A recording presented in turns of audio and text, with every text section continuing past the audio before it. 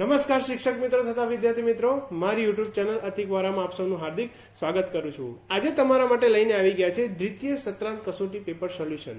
મિત્રો, આ વિડીયોની અંદર આપણે પેપરના તમામ પ્રશ્નોનું સોલ્યુશન જોવાના છીએ, જેથી કરીને તમે છેલ્લે કોમેન્ટ કરી શકો કે તમારા કેટલા માર્ક્સ આવ્યા। જો મિત્રો તમે પહેલી જ વખત આ ચેનલ પર આવ્યા હોય તો ચેનલને સબસ્ક્રાઇબ કરજો અને બેલ આઇકન જરૂરથી પ્રેસ કરશો, જેથી આવનારા તમામ ધોરણના અને તમામ વિષયના પેપરના સોલ્યુશનની નોટિફિકેશન તમને મળતી રહે। આ સાથે આ ચેનલ પર કેટલાક મજાના બાળભીને સ્કૂલની અવનવી પ્રવૃત્તિઓ, એક્ટિવિટીઝ અને સાથે વાર્તાઓ અને બીજા ઘણા બધા મજાના વિડીયો મૂકેલા છે, જે આપ નિહાળશો। તો મિત્રો, આ વિડીયોને તમારા તમામ કોન્ટેક્ટ અને તમારા તમામ ગ્રુપમાં ફોરવર્ડ કરશો, જેથી દરેકને આ વિડીયોના લાભ મળી રહે। ધન્યવાદ। તારીખ 9/4/2024 વાર મંગળવાર, ધોરણ 5 વિષય અંગ્રેજીના પેપરનું સોલ્યુશન જોઈશું।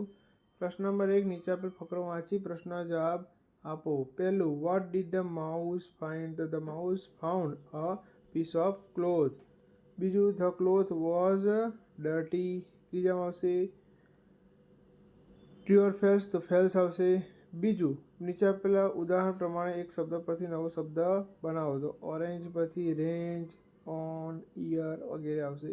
ગાર્ડન પરથી એન્ડ, ડેન, ઇયર। ટીચર પરથી ટી, રેટ। સિચ્યુએશન તો નેશન, ઓન, એટ, નો। બરાબર છે, આ પ્રમાણે આપણે શબ્દ બનાવી શકીએ છીએ। પ્રશ્ન નંબર 3, નીચે આપેલા ઉદાહરણ પ્રમાણે વર્તમાન અને ભૂતકાળની ક્રિયાઓવાળા શબ્દોની ખાલી જગ્યા પૂરો। તો અહીં ખાલી જગ્યા પૂરેલી છે। પહેલી ખાલી જગ્યામાં એટ આવશે, played, gave, watch, read, is એટિંગ, is playing, is giving, is watching, is reading. બરાબર છે, તો આ પ્રમાણે આપણે ખાલી જગ્યાઓ પૂરવાની છે। નીચે આપેલા વાક્યને અનુરૂપ ચિત્ર સાથે જોડો। તો અહીં કયા ચિત્ર સાથે કયું ચિત્ર આવશે? તો પહેલામાં ડી આવશે, બીજામાં ઈ આવશે, ત્રીજામાં એ, ચોથામાં બી અને પાંચમામાં સી આવશે। એ પ્રમાણે આપણે ચિત્ર જોડવાનું છે। પાંચમું, નીચે આપેલા શબ્દોમાં ખોટો અક્ષર મૂકી સ્પેલિંગ પૂર્ણ કરો। તો જો અહીં ખોટો અક્ષર મૂકી સ્પેલિંગ પૂર્ણ કરો, સન્ડે, ટિકિટ, ટુડે અને કેમલ છે। બરાબર છે। નેક્સ્ટ, પ્રશ્ન નંબર 6, ઉદાહરણ પ્રમાણે પ્રશ્નના ટૂંકમાં જવાબ આપો। તો અહીં પહેલું આપણે ઉદાહરણ આપેલું છે, એ પ્રમાણે આપણે આગળ ટૂંકમાં પ્રશ્નનો જવાબ આપ્યા છે। પહેલો પ્રશ્ન છે, વોટ ઇઝ હી ડુઈંગ? તો હી ઇઝ પ્લેઇંગ। ત્રીજું, હુ ઇઝ ઇટિંગ? તો દિવ્યા ઇઝ ઇટિંગ।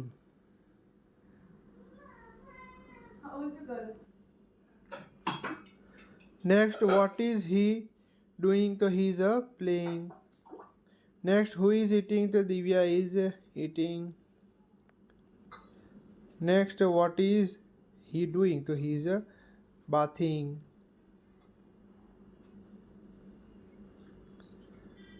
નેક્સ્ટ, પ્રશ્ન નંબર 7, નીચે આપેલ પરિસ્થિતિના આધારે સંવાદ પૂર્ણ કરો।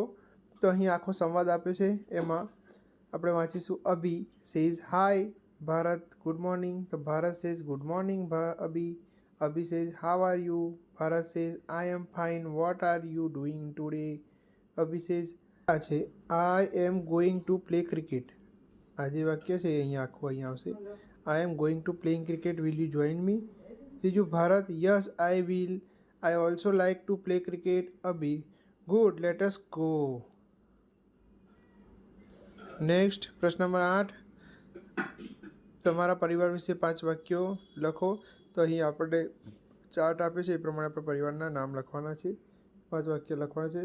માય સેલ્ફ, તમારું જે નામ આવતું હોય અહીંયા લખવાનું છે। માય ફાધર્સ નેમ ઇઝ, જે નામ હોય લખવાનું। My mother's name is, my brother's name is, my sister name is. તો અહીં પ્રમાણે બધાના નામ અહીંયા લખવાના છે।